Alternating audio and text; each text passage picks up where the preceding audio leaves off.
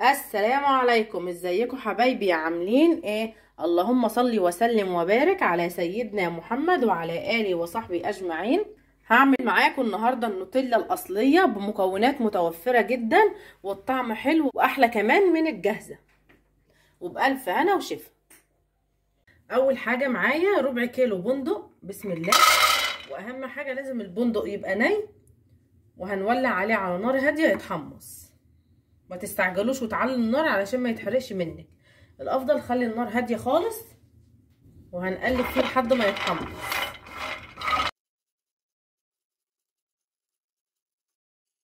اهم حاجه هنقلب فيه على طول علشان ما يبقاش واحده وواحده وكله يتحمص معاكي كويس. فالافضل خليكي واقفه جنبه تقلبي علشان يطلع معاكي حلو وكله يتحمص. لو هتلاحظوا هو كده بدأ يتحمص، اول ما بيبدأ يطلع القشر بتاعه كده بيبقى خلاص بدأ يتحمص. اهم حاجه لازم تقلبي فيه كويس كده. خلاص البندق اتحمص معايا، هسيبه يبرد شويه وبعد كده نقشره مع بعض. بعد ما البندق برد شويه، بس ما يكونش برد خالص، يكون دافي شويه كده علشان يتقشر معاكي على طول.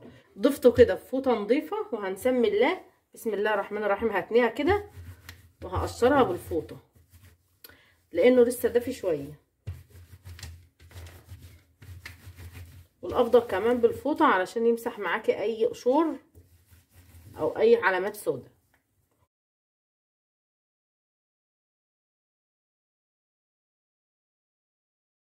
كده انا قشرت كميه البندق اللي معايا بالشكل اللي انتوا شايفينه ده، وعادي خالص لو في بعض واحده كده ما اتقشرتش ما بتاثرش في الطعم. هنقول بسم الله الرحمن الرحيم، وهجيب الكبه بسم الله وهضيف البندق، وهنقول بسم الله الرحمن الرحيم وهنبدا نضرب. كده بدأ يطلع الزيت بتاعه، بس لسه ما وصلناش للي احنا عايزينه، فهضربه تاني.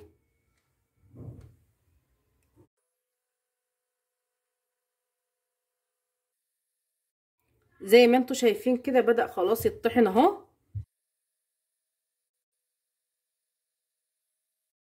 بسم الله الرحمن الرحيم.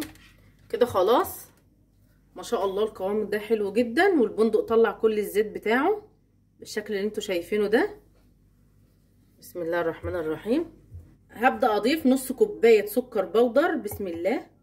بسم الله الرحمن الرحيم. تلت كوباية كاكاو خام، بسم الله. نص كوباية زيت. اهم حاجة الزيت يبقى نضيف علشان ما يبقاش ليه طعم او ريحة ويخلي الوصفة معانا طعمها مش حلو، فالافضل يبقى زيت عباد او زيت ذرة. بسم الله الرحمن الرحيم. ولازم رشة ملح تعادل الطعم، بسم الله. وحوالي معلقة كبيرة فانيليا.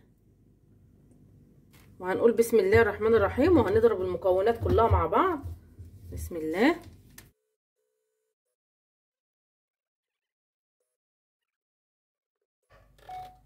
ما شاء الله ده قوام النوتيلا بعد ما خلصت. بسم الله الرحمن الرحيم.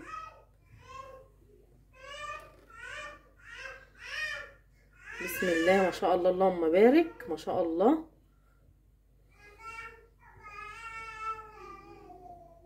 الحقيقة في حاجة حابة اقول عليها، الكاكاو زاد معايا شوية فخلى لونها غامق شوية، فالافضل بدل ما تضيفي كمية الكاكاو اللي انا قلتلك عليها ضيفي بس على المقدار ده معلقتين كبار علشان تبقى معاكي لونها فاتح شوية.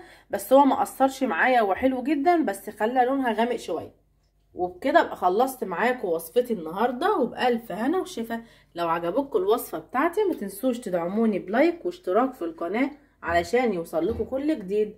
مع السلامة.